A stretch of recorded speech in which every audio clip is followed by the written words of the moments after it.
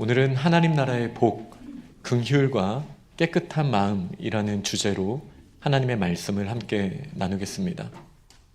하나님께서 창조하시고 아담과 하와를 두셨던 에덴 동산의 정중앙에는 두 그루의 나무가 있었습니다. 한 나무의 이름은 선악을 알게 하는 나무, 다른 나무의 이름은 생명나무였습니다. 선악을 알게 하는 이 나무는 혼돈을 정돈으로 바꾸신 하나님의 능력을 나타냅니다. 사람들은 자기 의를 쌓고자 했습니다. 하나님의 의, 선악의 질서가 하나님으로부터 말미암는다라고 믿지 않는 자들은 자기 자신이 선악의 기준이 되는 선택을 하게 됩니다. 그렇게 될 때 마치 아담과 하와가 선악과의 열매를 따먹었던 것처럼 우리의 삶에 커다란 문제가 시작됩니다. 우리는 기준을 세우는 사람이 아닙니다. 자연의 법칙, 도덕 법칙을 세우신 하나님의 질서를 우리는 따라가며 그 아름다움을 드러내는 자들입니다. 그러나 이렇게 그 기준을 무시한 혼돈을 선택한 자들이 이제 지난 2주 동안 살펴본 내 복을 통하여 자기 의를 버리고 하나님의 의를 갈망하게 되는 모습에 대해 저희는 나누었었습니다. 우리가 가난한 마음으로 우리의 죄에 대하여 애통해야 하고, 그리고 나 자신을 의지하는 것이 아니라 하나님의 통치하심을 인정하는 온유한 마음으로 나아가며, 그리고 하나님의 의를 갈망하며 나아갈 때 혼돈을 정돈으로 바꾸신 우리 주님께서 선악과의 이제 새로운 모습인 십자가를 통하여 우리에게 새로운 질서를 다시 허락하신 줄 믿으시기 바랍니다. 이것이 지난 2주 동안 나눈 구원의 이야기였습니다. 이제 오늘부터 2주 동안은 생명나무를 우리는 바라봐야 합니다. 이제 구원받은 저희가 바라봐야 하는 나무는 생명나무입니다. 물론 이 생명나무도 십자가를 통해서 보여지죠. 그러나 이 생명나무의 특징은 공허함을 충만함으로 바꾸신 하나님의 창조의 능력이 담겨 있다라는 거예요. 이 생명나무, 이제 우리는 더 이상 자기 의를 세우는 것이 아니라 하나님의 의를 세우려 결단하고 주님께 받아들여졌을 때, 주님을 주인의심을 인정하며 나아갈 때 하나님의 충만함이 우리 가운데 풍성하게 채워진 줄 믿습니다. 오늘부터 2주 동안은 그 내용에 대해서 함께 나누도록 하겠습니다.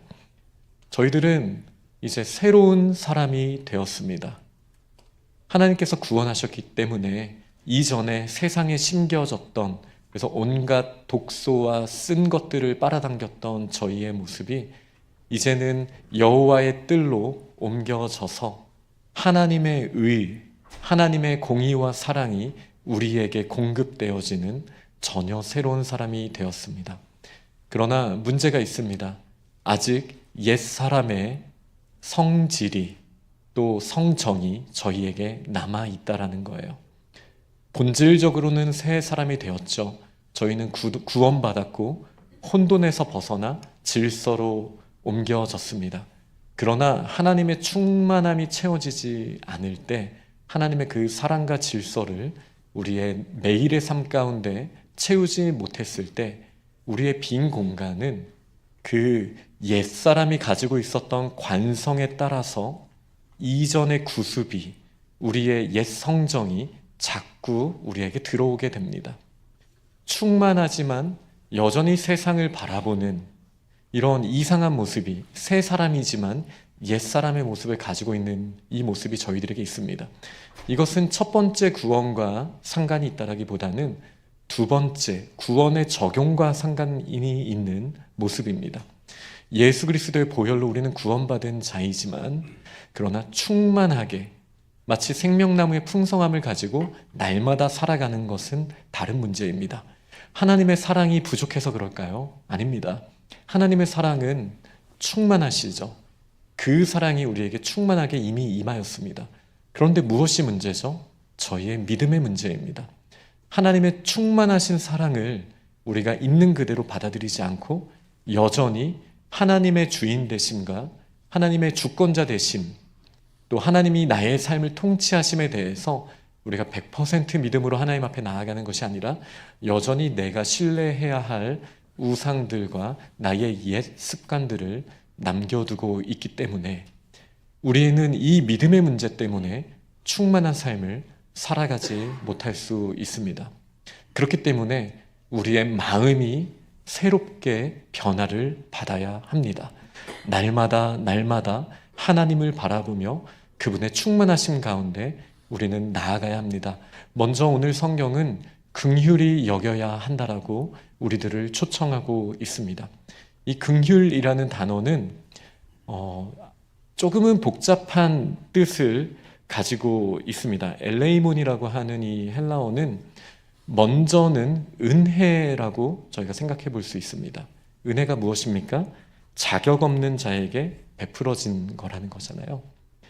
우리는 인과관계로 세상을 자꾸 보죠. 그 의라는 관점에서 내가 이만큼 심었으니 이만큼 거둬야 돼라는 생각을 가지고 있습니다. 그러나 잘 생각해 보면 우리의 삶의 변곡점에서 자격 없는 우리에게, 물론 이제 하나님의 은혜에 대해서 우리가 말해야겠지만 그 전에도 하나님이 창조하신 피조물 안에서도 여전히 우리는 자격 없는 자에게 주어진 선물을 많이 경험하게 됩니다. 제가 가볍게 얘기를 하자면 저는 이제 사진 찍고 영상 촬영하는 거를 열심히 합니다. 이걸 좋아하냐라고 말했을 때는 좀 복잡합니다. 개인적으로는 귀찮고 막 좀 불편한 일들이 있거든요. 그런데 이 일을 했을 때 풍성함을 생각해 보면 그것을 선택하는 게 마음 깊은 곳에서의 기쁨이 있는 건 사실입니다. 취미라고 말하기는 애매한 것 같고요. 약간 저에게 기쁨이 되는 건 사실입니다. 그런데 이거를 제가 열심히 하게 된 계기가 있었습니다. 인생 사진 한 장씩 다 가지고 계시나요? 제가 가지고 있는 인생 사진은 물론 이제 어렸을 때 찍은 사진 중에도 있기는 하지만 대학 시절에 청년 때 어쩌다가 찍힌 한 장이 저에게는 인생 사진입니다. 옛날에 싸이월드에 올려놨었던 인생 사진이 있는데 이 사진을 볼 때마다 감사한 거예요. 이거를 찍어주신 분에 대한. 그러니까 제 학과 선배셨는데 뭐 저랑 아주 깊은 관계도 아니었고 그냥 이제 그 대학교 행사에서 그냥 찍어주신 건데 그분이 꼭 찍어야 되는 상황도 아니었는데 그 당시 되게 좋은 카메라로 찍어주셔서 저한테 좀 그게 특별하게 남았었습니다. 그리고 제가 20대 중반의 전도사 시절에 청년들을 이끌고 이스라엘, 이집트 정말 긴 성지 순례를 간 적이 있었어요. 한 23박 24일.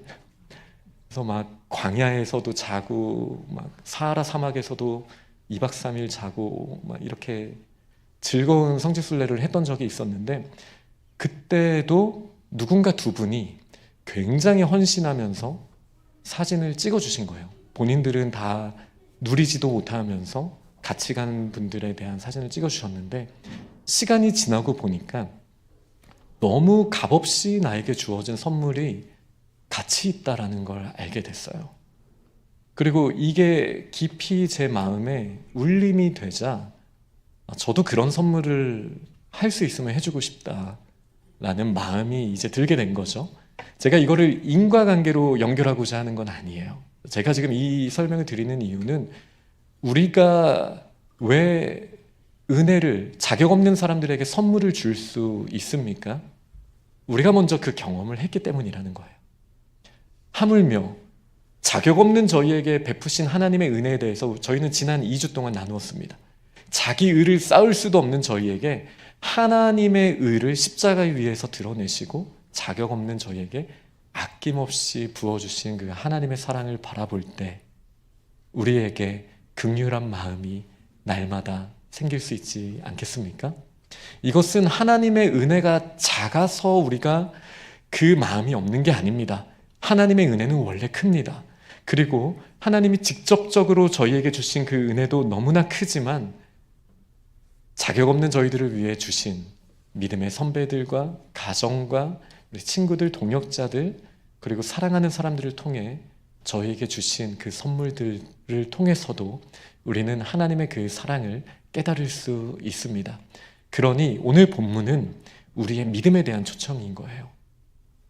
우리가 자격 없는 저희가 얼마나 큰 사랑을 받았는지, 큰 선물을 받았는지 우리의 믿음이 깨어서 다시 바라봐야 합니다. 우리가 그럴 수 있다면 우리는 긍휼히 여기는 마음으로 다른 사람들에게 베푸는 자리에 나아가는 그 생명나무의 열매를 나눌 수 있는 믿음의 사람들이 다 될 수 있을 줄 믿습니다. 이 긍휼이라는 의미는 단순히 은혜라는 표현으로 한정될 수는 없습니다. 왜냐하면 이 긍휼이란 표현은 공감하면서 사랑이 동인이 되는 베품을 말하는 거거든요. 그러니까 긍휼이라는 말을 이제 원어적으로 해석을 했을 때에는 저희에게 공감하는 마음이 있어야 되는 거예요. 그렇기 때문에 저는 이 긍휼이라는 표현을 사랑이라고 또 번역해도 된다라고 생각합니다. 아까 첫 번째는 은혜라는 표현을 썼죠. 선물 혹은 은혜. 두 번째 생각했을 때에는 공감하면서 사랑이 동인이 되는 베품이기 때문에 우리는 사랑이라고 말할 수 있습니다. 사랑을 받아본 자, 그러니까 세속적인 왜곡된 사랑 말고요. 이 오늘 긍휼에 어울리는 자격 없는 자에게 공감하면서 베풀었던 그 사랑을 받아본 적이 있는 사람은 그 사랑을 베풀 줄 알게 됩니다. 어린 시절 저희가 그런 사랑을 받은 경험이 참 중요하다고들 말하잖아요. 그리고 우리가 성장하면서도 거래나 인과관계가 아닌 아낌없이 주는 나무와도 같은 그런 사랑을 우리는 경험해 봤습니다. 때로는 아버지의 사랑, 어머니의 사랑, 우리 동료들의 사랑, 또 정말 사랑하는 사람, 이성으로서 사랑하는 또 배우자, 우리 자녀들, 이런 모든 관계 가운데 공감하고 이 사랑하는 경험을 저희는 해봤습니다. 그런데 로마서 1장 31절 말씀을 보면요, 하나님이 없다라고 끝까지 우기는 사람들이 있대요. 그거를 마음속 깊은 곳에서는 그 누구도 핑계댈 수 없을 정도로 하나님의 살아계심이 온 천하에 드러날 수밖에 없는데, 끝까지 하나님이 안 계시다고 자기 의를 쌓는 사람들에게 나타나는 특징 중에 두 가지가 31절에 나오는데, 그 두 가지가 무정함과 무자비함입니다. 하나님의 존재를 인정하지 않는 저희들의 깊은 곳에는 우리는 닫힌 세계에 살려고 합니다. 왜요? 나를 보호해야 되잖아요. 내 거를 뺏기면 안 되잖아요. 위험한 세상에서 나 자신을 위한 성을 쌓아야 돼요. 그러니 자꾸 담을 쌓고 나 자신을 보호하려다 보니 우리는 다른 사람을 공감할 여유가 없어지는 거예요. 무정해집니다. 다른 사람에게 사랑을 베풀려고 하지 않는 세대가 되었다라고 로마서 1장은 말하고 있는 거예요. 우리의 매일의 삶은 어떤가요? 우리가 함께하는 사람들, 지금 가족과 떨어져 있는 분들도 많지만 또 가족과 함께 하시는 분들, 그 소중한 시간에 우리는 정말 공감하고 있습니까? 우리의 주변에 있는 사람들의 마음이 우리의 마음에 울림이 됩니까? 공명이 됩니까? 그렇지 않다라면 우리에게 하나님의 그 사랑에 대한 충분한 믿음이 없는 거예요. 지금 우리에게 허락하신 모든 상황 가운데 저희에게 공감하는 마음이 없고 사랑하며 함께 공명하는 관계를 우리가 지금 맺고 있지 못하다라면 하나님의 우리 주인 되심과 하나님의 우리를 풍성하게 하심의 실제로 우리의 삶에 적용되기에는 우리가 너무나 작은 믿음을 가지고 있는 거예요. 그러다 보면 서로 이제 당을 짓고 감정적으로 대립을 하고 이제 분을 내는 이런 모습들로 로마서 1장과 갈라디아서 5장에 나와 있는 이 육체의 소욕의 모습들이 우리 가운데 열매를 맺게 되는 거예요. 우리가 새로운 사람이 되었음에도 선악과로 나를 이 세상의 기준으로 삼았던 옛사람의 모습처럼 옛 육체의 성정의 그 모멘텀을 따라 우리는 지금 쓴 열매를 매일의 삶 가운데 잘못된 믿음으로 맺을 수도 있다. 이 사실을 기억해야 합니다. 그러나 우리 예수님은 어떤 분이십니까? 옛 성경의 표현 중에 제가 좋아하는 표현이 하나가 있는데요. 바로 체휼이라는 단어예요. 온 몸으로 공감하시는 분.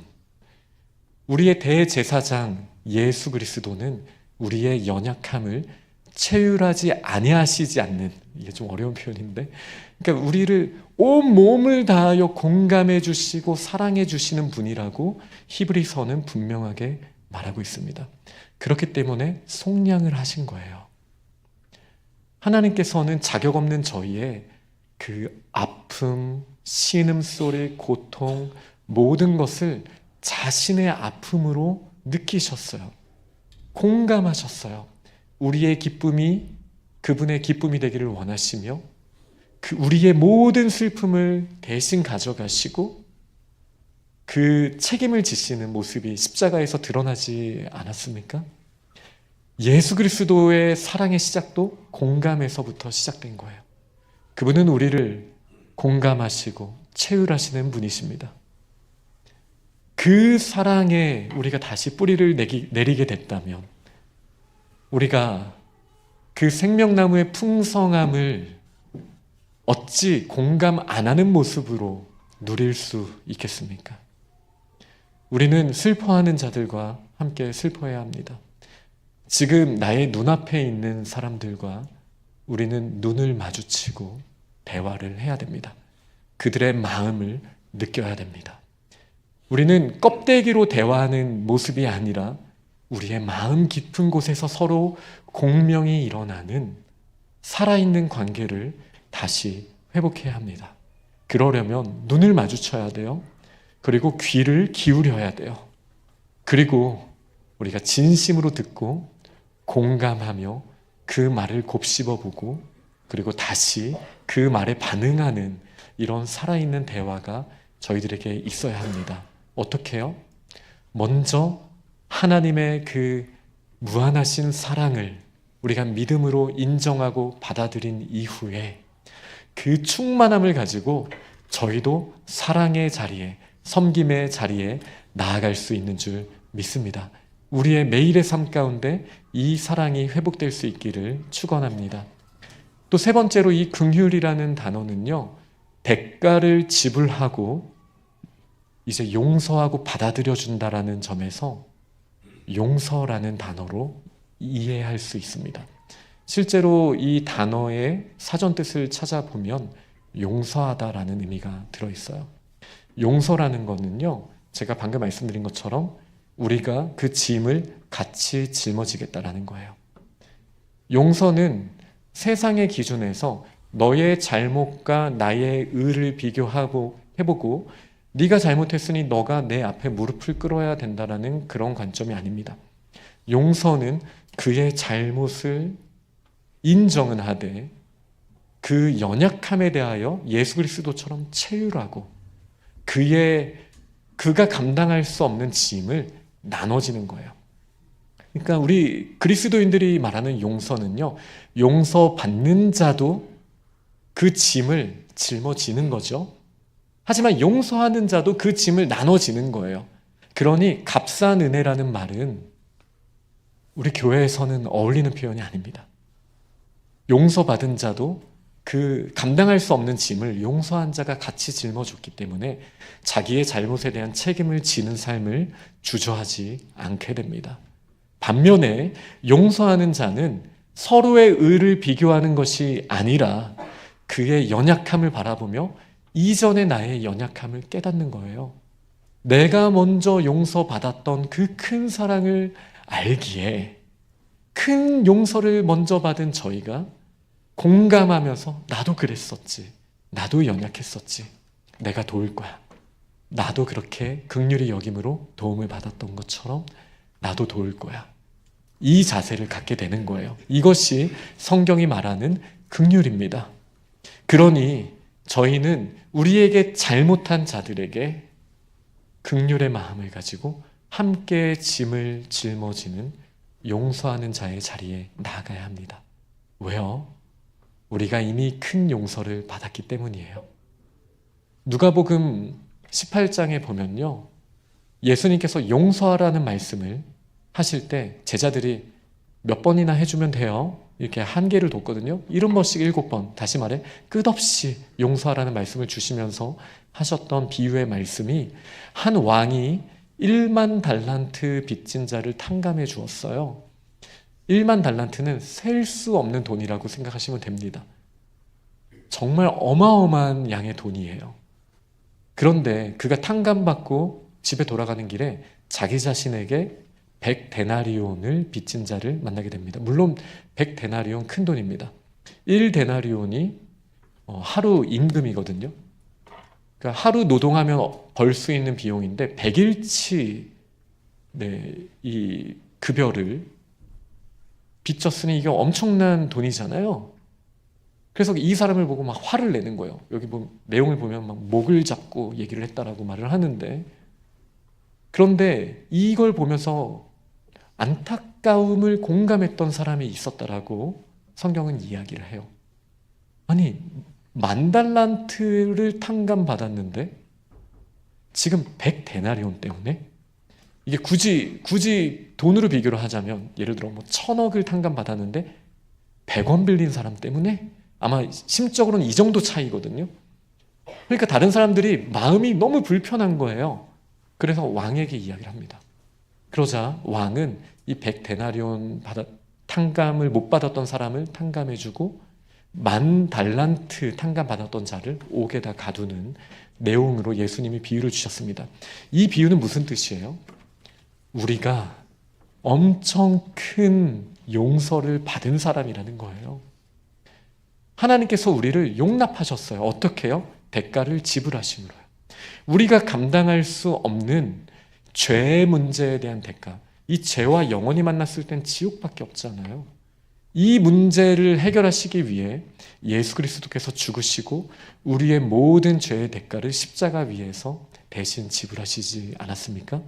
그리고 우리는 영혼의 관점에서는 예수님께서 그 죄의 대가를 지불하셨기에 우리가 탕감을 받았지만, 여전히 우리는 책임을 가지고 빚진 자의 마음으로 우리가 잘못한 이 헝클어진 혼돈의 문제를 질서의 영역으로 우리가 바꿔가는 모습 가운데 정말 중요한 것은 우리에게 잘못한 자들에 대한 우리의 태도라는 거예요. 많이 용서함을 받은 자는 작은 잘못에 안타까운 마음으로 같이 짐을 짊어지고 용서하는 자리에 나아갈 수 있습니다. 제가 긍휼을 3가지로 나눠서 말씀을 드렸어요. 은혜 선물, 그리고 또 2번째 제가 뭐라고 말씀을 드렸죠? 사랑, 공감하는 사랑, 그리고 3번째 대가를 함께 지불하는 용서. 사실 똑같은 겁니다. 하나님이 이 긍휼을 우리에게 허락하셨어요. 그렇기 때문에 이 선악과에서 생명나무로 시선을 옮기는 저희는 하나님의 긍휼의 충만함을 우리의 믿음으로 내 안에서 역사하신 그 하나님의 역사를 바라볼 때, 우리의 믿음으로 바라볼 때 우리도 이 충만하심을 흘려보낼 수 있는 생명나무와 같은 놀라운 역사를 경험하게 될 줄 믿습니다. 우리가 이렇게 하나님의 풍성함을 나누면 어떤 일이 생길까요?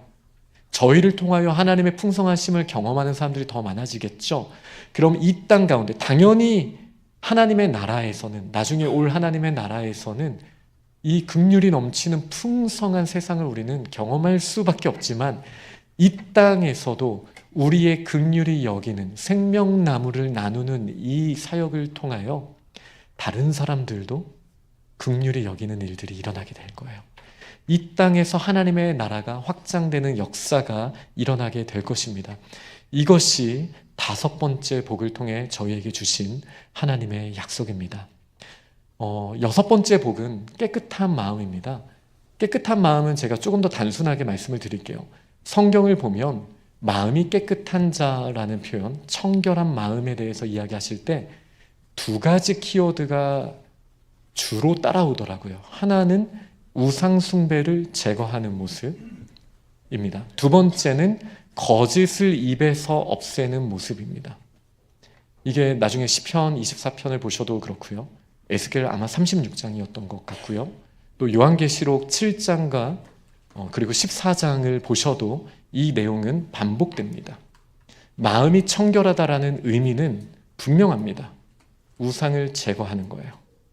그리고 우리가 거짓을 제거하는 거예요. 저는 이 내용이 본질적으로는 5번째 복과도 같고 또 우상을 제거하는 것과 거짓을 제거하는 것이 본질적으로는 같은 내용이라고 생각합니다. 에스겔서 말씀을 보면요, 정결하게 하시는 물을 뿌리면 어떤 일이 일어나느냐, 더러운 우상이 제거된다라고 말씀하세요. 우상이라는 것이 무엇입니까? 자기 섬김이에요. 다른 말로 자기의를 말하는 거예요. 세상에 내가 중심이라고 말하는 거예요. 나를 위한 성벽을 쌓아서 나를 보호하는 게 이 세상의 가장 중요한 일이라고 생각합니다. 그러다 보니 이 자기중심성 때문에 우리는 점점 더 이기적이 되고 세상과 소통하지 못하는 상황이 됩니다. 그러나 이 우상을 제거하는 것, 본질적으로는 예수 그리스도의 정결케 하시는 샘이 솟아남으로 말미암아 저희에게 임하게 되었어요. 우상이 제거되면 우리의 마음이 어떻게 됩니까? 에스겔서는 이어서 우리에게 부드러운 마음을 주신다라고 말씀하세요. 우리의 마음에 정결한 물을 주시고 우상이 제거되면은 굳어진 마음이 부드러워지게 되는 거예요. 이 부드러운 마음의 특징이 무엇입니까? 공감하고 용납하고 베푸는 마음으로 나아갈 수 있는, 하나님이 기뻐하시는 모습으로 나아갈 수 있게 된다는 거예요. 이 우상이 제거되면 우리의 마음은 순전하여지는데, 순전하여지는 우리의 마음은 어떻게 되는 거예요? 하나님만 섬기는 자리에 나아가는 거예요. 우상을 섬긴다는 말은 제가 아까 자기 자신을 섬기는 거라고 말씀드렸죠. 이 우상 숭배를 하는 자들의 특징은 자기 자신이 이 세상의 중심이기 때문에 세상의 모든 것들을, 심지어 사람들과의 관계까지도 도구화 만듭니다. 나의 성공을 위해 사람들을 이용합니다. 물질이 필요합니다. 필요하다 보니 그것이 나의 주인처럼 이렇게 역전되는, 업사이드 다운 되는 일들이 매일의 삶 가운데 일어날 수 있는 거예요. 이런 우상들을 제거하는 것이 마음이 청결해진다는 의미예요. 그러면 우리는 이제 새 사람답게 나의 주인, 이 세상의 질서를 세우신 오직 하나님만이 나의 삶의 주인이십니다 라는 고백을 하며 나아갈 수 있게 되는 거예요. 하나님만 섬길 때 하나님의 풍성하심이 우리에게 공급되어지고 우리는 아름다운 풍성한 열매를 맺게 되는 것, 이것이 마음이 깨끗한 자에게 나타나는 첫 번째 모습입니다. 두 번째 모습, 거짓을 제거해야 된다라고 말씀을 드렸습니다. 이 또한 이제 아까 시편 24편에도 나오고요, 또 요한계시록 14장에도 나오는 편이에요. 마음이 청결한 자는 그 입에 거짓 증언을 하지 않습니다. 거짓 맹세도 하지 않습니다. 어떻게 보면 당연한 것이죠. 진리이신 하나님께 뿌리를 내렸으니 우리가 순전한 마음, 우상 숭배를 제거했다면 우리에게 거짓이 더 이상 있어서는 안 됩니다. 그러나 우리의 삶의 경험을 돌아볼 때 이런 생각을 하신 분이 있으실 수 있어요. 저 어렸을 때 거짓말 진짜 많이 했거든요. 감당할 수 없는 거짓말들을 하도 많이 해서 제가 말도 안 되는 거짓말 하나 말씀드리면 놀라실 텐데, 제가 여러 번 부모님을 놀라게 한 적이 있는데, 제가 초등학교 들어가기 전에 집에 와봤더니 경찰차가 와 있는 거예요. 경찰차가 와 있었는데 제가 없어졌다고. 그 당시에 막 유괴 이런 게 막 80년대 얘기니까 되게 큰 화두였거든요. 부모님께 말하지 않고 제가 놀러 갔다 온 거예요. 자전거 타고. 초등학교도 들어가기 전에 자전거 타고. 어디로 놀러 갔냐면 제가 이제 4호선 수유리에 살았었는데 4호선 개통식이 있었어요. 내가 거기 가야겠다 이런 마음을 가졌나 봐요. 제 기억은 거기를 갔다 왔어요. 근데 이제 제가 부모님께 뭐라고 말했냐면, 거기서 대통령을 만나서 악수하고 오느라 늦었어요. 이렇게 그렇게. 네, 사람들 어렸을 때 저희 거짓말 많이 하잖아요. 저는 사실 기억이 안 나요. 근데 제가 뉴스 자료를 찾아봤는데 4호선 개통식 때 수유역에 온 적이 없더라고요, 대통령이. 그러니까 분명히 거짓말이었을 거예요. 어렸을 때 이런 거짓말 하나 정도가 아니죠. 뭐 누구나 다 우리는 거짓말을 하면서 살았잖아요. 그런데 어른이 되면서, 우리가 성장하면서부터 우리가 거짓을 좀 멀리하게 됐습니다. 그러면서 내가 이면에 대해서는 나는 떳떳해, 괜찮은 사람이야 라고 아마 대부분 생각하실 거예요. 그런데 그렇지 않습니다. 우리가 거짓의 반대를 솔직함이라고 생각하기 때문이에요. 이거는 지금 이 세상의 문화예요. 절대 그렇지 않습니다. 솔직함이 뭐예요? 내 안의 느낌과 나의 판단에 대해서 거짓말하지 않고 그냥 드러내는 것을 우리가 솔직하다라는 표현을 쓰잖아요. 그런데 이걸 생각해 봐야죠. 우리가 거짓의 뿌리를 내리고 있다면, 우리가 느끼고 우리가 판단하는 토양이 악한 세상에 이미 물들어져 있고 거짓말투성이라면 그것에 솔직해지는 것이 우리가 거짓말을 안 하는 겁니까? 이 질문을 우리는 늘 스스로 해야 돼요.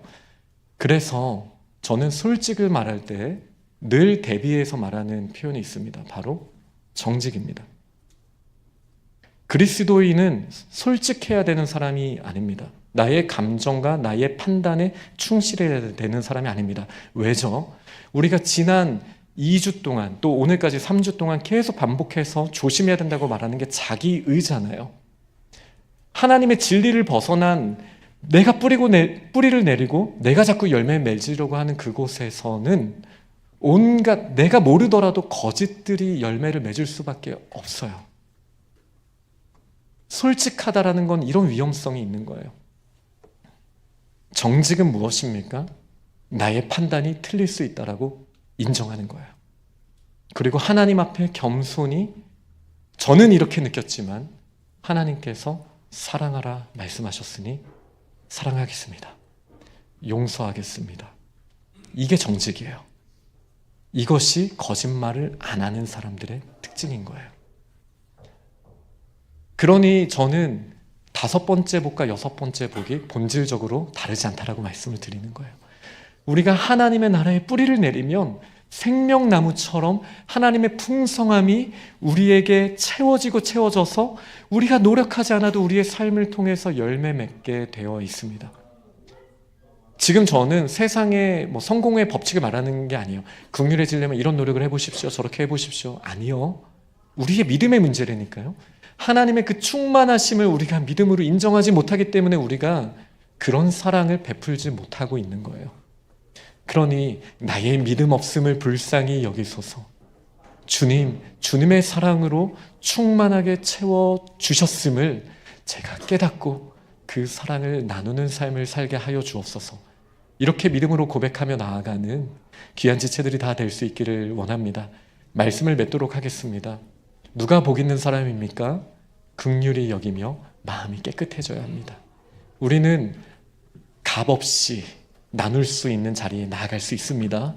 우리는 공감하며 사랑이 원인이 되어서 나누는 자리에 나아갈 수 있습니다. 무엇보다 우리가 대가를 같이 짊어지고 용납하는 자리에 나아갈 수 있습니다. 왜요? 하나님이 그렇게 우리에게 먼저 베푸셨기 때문입니다. 그러면서도 우리의 뿌리를 옮겨주신 주님께서 더 이상 우상 숭배를 하지 말고 이제는 하나님께 뿌리 내리고 하나님만 섬기고 하나님의 질서를 인정하는 삶으로 저희를 초청하여 주셨습니다. 그랬을 때 우리는 순전한 마음으로 하나님의 사랑을 드러내게 됩니다. 무엇보다 거짓에서 벗어나 나의 솔직한 마음으로 우리가 얼마나 아픈 말들을 많이 했어요. 사랑이 없는 말들 얼마나 많이 했습니까? 그러나 그것이 틀렸다라는 것을 인정하고 저는 이렇게 느꼈지만 그럼에도 하나님의 뜻이 그 진리가 저를 통해 나타나야 되는 줄 믿습니다. 이렇게 정직을 결단하는 믿음의 사람들이 다 되시기를 원합니다. 제가 오늘 고민했던 주제 하나만 말씀드리고 오늘 말씀을 맺을게요.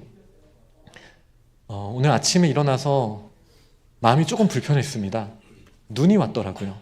근데 이게 왜 불편했냐면 예전에 여기 얼어서 우리 작불지체 중에 내리다가 넘어지신 분이 한 분 계셨어요.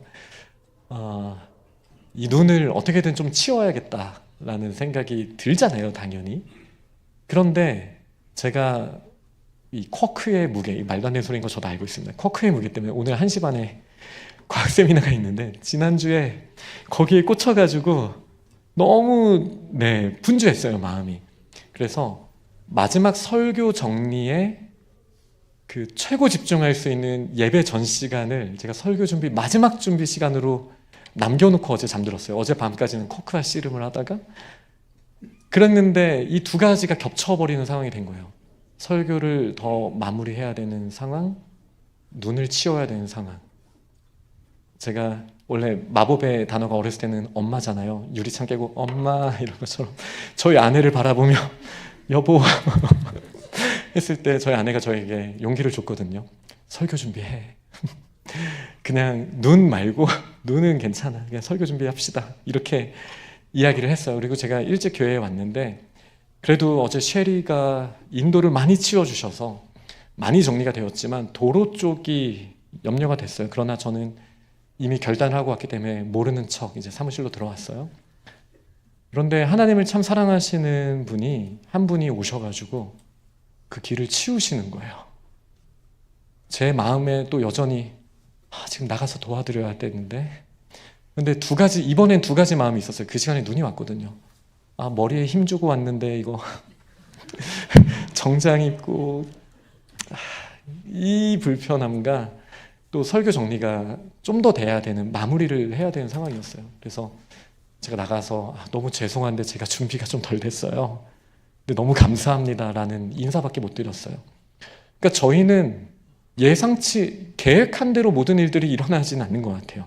마음은 있어도 우리가 돕지 못하는 상황들도 일어나죠. 그러나 누군가 연약한 사람들이 다치면 어떡하지? 라는 공감에서부터 마음이 울려지고 이 공명되는 상황이 일어났을 때 하나님의 나라는 확장되고 놀라운 일들이 일어나는 거예요. 우리에게 지금 이 공감되어지고 깨끗한 마음, 긍휼의 마음이 혹 좀 부족하지 않습니까? 그렇다면 우리의 믿음이 이제 조금 더 생명나무이신 우리 주님을 향하여 바라보면서 더 채워져야 될 거예요. 이미 우리에게 채워져 있는 하나님의 그 사랑이 우리의 믿음을 통해서 역사될 때 이 생명나무의 열매와 그 가지와 잎사귀를 통하여 무사람들이 회복되는 역사가 일어났던 것처럼 하나님 나라의 놀라운 역사가 저희들 주변에도 일어나게 될 줄 믿습니다. 그렇게 결단하는 믿음의 사람들이 다 되시기를 간절히 축원합니다. 아멘.